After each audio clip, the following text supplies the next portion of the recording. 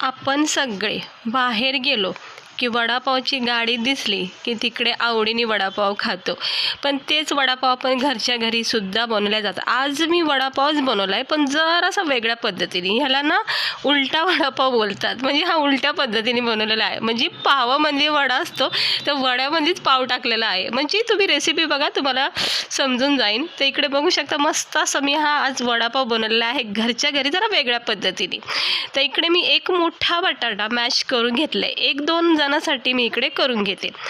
इकडे लसूण, मिरची आणि जिऱ्याचा एक कूट केलेला आहे. लसूण आणि मिरचीचा आणि जिऱ्याचा कूट करायचा. शिजलेले बटाटे जे कुस करून घेतलेत बघा, त्याच्यामध्ये हे टाकून घ्यायचं. खूप छान हा उलटा वडापाव लागतो. नक्की एकदा ट्राय करून बघा. थोडीशी कोथिंबीर टाकायची याच्यामध्ये. ही जरा जास्त झाली, काढून घेते. तर याच्यामध्ये मी कोथिंबीर टाकली. फक्त याच्यामध्ये हळद, मीठ, गरम मसाला थोडासा टाकायचा आपल्या चवीनुसार. तर इथे मी थोडं थोडं टाकून घेते. चवीनुसार मीठ टाकायची, चिमूटभर हळद टाकायची आणि हे अर्धा लिंबूचा रस. एक छानपैकी चटपटीत सॉससुद्धा येतो, किंवा चाट मसाला, आमचूर पावडरसुद्धा इकडे थोडा टाकू शकता. तर मी इकडे अर्धा लिंबूचा रस टाकलेला आहे. आता हे सगळं मिक्स करून घ्यायचं. हळद मीठच वापरलं इकडे मी. चांगलं याची एक बटाट्याची भाजी बनवायची, जसे आपण वड्याला बनवतो सेम प्रोसेसनी. हलक्या हाताने सगळं एकजीव करून घ्यायचं. लसूण, मिरची आणि जिरेचा कूट टाकलेला आहे. थोडी हळद, मीठ आणि लिंबाचा रस टाकला आहे. आता आपण इकडे एक बेसनाचा घोळ बनवायचा. म्हणजे बटाटे कसे आपण डीप करतो आणि त्याचा वडा तयार होतो ना, तसा एक घोळ बनवायचा. इकडे मी 1 वाटी बेसन पीठ घेतलेले आहे. याच्यात थोडं चवीनुसार मीठ, चिमूटभर हळद टाकायची आणि अगदी थोडं थोडं पाणी टाकून याचा एक घट्ट बॅटर, म्हणजे क्रीमी टेक्स्चर पाहिजे. आता सगळ्यांनीच वडापाव घरी बनवलेलेच असतील, तर माहितीच असेल तुम्हाला वडापावाचा जो बॅटर असतो तो किती स्मूथ असतो. थोडासा ओवा कुस करून टाका, ऑप्शन आहे. नाही टाकलं तरी हरकत नाही, पण छान फ्लेवर येतो. तर मी थोडासा ओवा टाकला आहे चवीसाठी. आता हे असं थोडं थोडं पाणी टाकून ह्याला एक मिक्स करून घ्यायचं आणि क्रीमी टेक्स्चर बनवायचं. पातळ नको आहे आणि जास्त घट्ट पण नको आहे. थोडं थोडं असं लागन तसं पाणी टाकायचं आणि हे असं परफेक्ट क्रीमी टेक्स्चर बनवायचं. एक 5 मिनटाला फेटून घ्यायचं.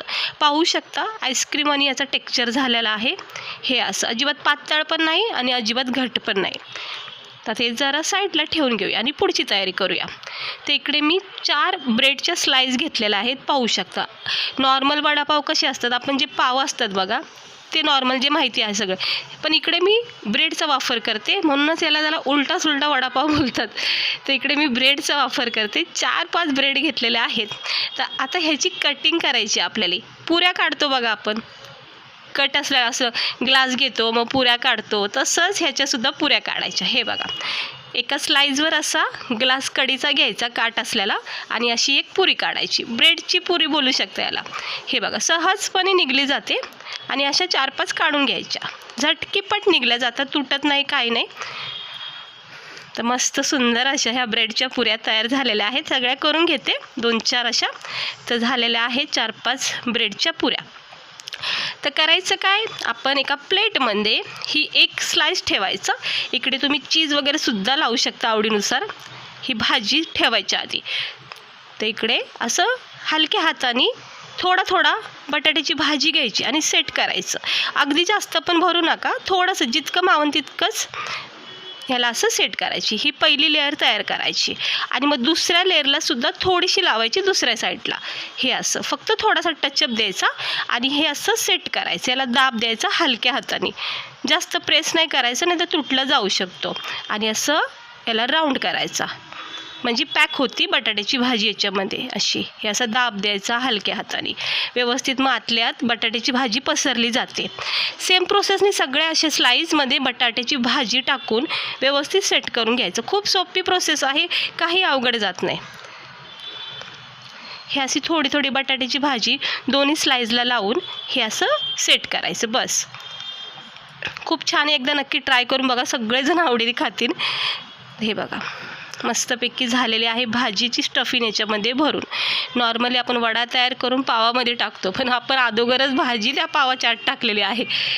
तर सगळे मी भरून घेते आणि हे बघा 3 माझे वडापाव तयार झालेले आहेत. आणि हा जो आपण बेसन पिठाचा जो क्रीमी टेक्स्चर बनवला आहे त्याच्यामध्ये आपल्याला आता ह्या ज्या स्लाईज आपण पॅक केलेल्या आहेत बटाट्याच्या भाजीसोबत त्या एक एक उचलून अगदी अलगद हाताने उचलायचं. ही प्रोसेस ना तुम्हाला खूप जपून करायची, म्हणजे घाई नाही करायची. बस हे बघा, असं हलक्या हाताने याला एकदम प्रेमाने असं उचलून अलटी करून पूर्ण ह्या बेसन पिठामध्ये याला डीप करायचं. हे बघा, आणि चमच्याच्या सहाय्याने किंवा हाताच्या सहाय्याने अलगद याला गरम तेलामध्ये मीडियम गॅसवर फ्राय करा. हे बघा, तेल चांगलं तापून घेतलेलं आहे आणि गॅस इथे मी स्लो केला आहे. जास्त उकळताना गरम तेल नको आहे, थोडंसं टेम्परेचर तेलाचं कमीच पाहिजे. हे असं अलगद हा वडा ह्याच्यामध्ये सोडून द्यायचा गरम तेलामध्ये आणि पलटी करायचं नाही अजिबात. जोपर्यंत खालची बाजू कडक होत नाही तोपर्यंत अजिबात ह्याला छेडछाड करू नका. हे बघा, व्यवस्थितपणे ह्याला कडक होऊन द्यायचं आणि मगच पलटी करायची चमच्याच्या सहाय्याने. थोडा वेळ देते मी याला, खालची साईड कडक झाली की मग आपण याला पलटी करूया. आणि मग तुम्ही बघा किती छान हा वडा तयार होतो. तर असा वेळ द्यायचा याला, लगेच घाई करायची नाही, पलटी करायची.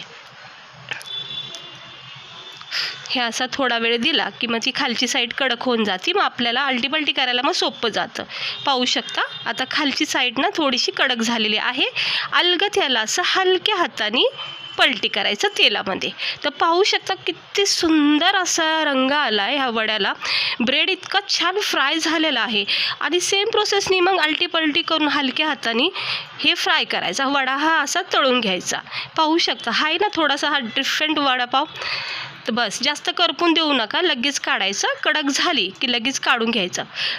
हे बघा, हे असा टेक्स्चर आला की काढून घ्यायचा आपला हा वडापाव. एक्स्ट्रा ऑइल याचं निथळून काढायचं, टिश्यू पेपरवर ठेवून द्यायचं आणि लगेच दुसरा वडापाव याच्यामध्ये सेट करायचा. थोडा वेळ द्यायचा, पुन्हा एकदा याला अलटी करून मग सेम प्रोसेसनी फ्राय करा. आता मी हे सगळे वडे असे सेममध्ये म्हणजे आहेत तर 2-3च पण फ्राय करून घेते. भरपूर क्वांटिटीमध्ये सुद्धा हे बनवू शकता तुम्ही. खूप सोपे जातात हे वडेपाव बनायला, अगदी सोपे जातात. तर मस्त वाटतात खायला, नक्की एकदा ट्राय करा. आता हे 3ही वडापाव मी चांगलं फ्राय करते तेलामध्ये. गॅस स्लोच ठेवायचा, फास्ट नाही करायचा. कडक झाली की आपल्याला समजू असा रंग चेंज झाला की बस. हे बघा, हे असा तयार झाला की काढून घ्यायचा. एकदम छानपैकी भाजलेला आहे, म्हणजे फ्राय झालेला आहे. सुंदर रंग आलेला आहे, गोल्डन ब्राऊन असा रंग आलेला आहे. तिसरासुद्धा फ्राय करते आणि मग गरमागरम आपण हे वडेपाव चेक करूया. तर पाहू शकता आपले हे 3 वडापाव किती सुंदर प्रकारे तयार झालेले आहेत. कुठेही तुटला गेला नाही ना, कुठं आपला भाजीचा बॅटर बाहेर निघलेला आहे. पाहू शकता हा उलटा वडापाव किती छान दिसतोय. नॉर्मल आपण वडापाव खातो तो म्हणजे पावामध्ये वडा टाकायचा आणि मग खायचा, पण ह्याच्यामध्ये अगोदरच भाजी आणि वरून पाव टाकलेला आहे. तर मस्त आहे, म्हणूनच ह्याला उलटा वडापाव बोलतात. तर हा नक्की एकदा ट्राय करून बघा. पहिल्यांदा जे पण खातील ना खरंच तुमची भरभरून तारीफ करतील आणि रेसिपी पण विचारतील. तर हे बघा, ह्याला असं कट करू शकता. सोबत हिरवी चटणी असती, लाल तिखट गोड चटणी असती बघा, ती टाकायची. केचप टाकायचा. मस्तपैकी बारीक कांदा चिरून ह्या किंवा अशा तळलेल्या मिरच्या घ्यायच्या आणि याचा आस्वाद घ्या. इतकं भारी वाटते ना. पावसाच्या दिवसात ना तुम्ही हा वडापाव नक्की ट्राय करा. विशेष म्हणजे ना खूप लवकर होतो. हे बघा, आतमधून ह्याची भाजी बघा किती व्यवस्थित सेट झाली आहे. एकदम प्रत्येक स्लाईजला चिटकून गेलेली आहे. एक घास उचलायचा, एक याचा असं पिझ्झासारखा याचा पीस काढायचा आणि मस्तपैकी याचा चहा बरोबर किंवा असा केचपसोबत याचा आस्वाद घ्या. कुणाला सर्व केला ना तर खरं सांगते खूप आवडीने खातील. तर तुम्हाला कसा वाटला आपला हा उलटा वडापाव? नॉर्मल वडेपाव तो खातोच आपण, जरा वेगळ्या पद्धतीने केलेला आहे. तर मला खात्री तुम्हाला आवडला नक्की असेल तर ट्राय नक्की करून बघा. चॅनलवर अशीच रेसिपी बघण्यासाठी व्हिडिओला लाईक करा, चॅनलला सबस्क्राईबर करा. आता मी करणार आहे गरमागरम चहा आणि याचा आस्वाद घेणार आहे. खूप छान आहे. कुठेही बाहेर तुम्ही घेऊन जाऊ शकता आणि वडापाव ना तुम्ही खरं सांगते बाहेरचं खाणं विसरून जातात. एकदा तरी करून बघा.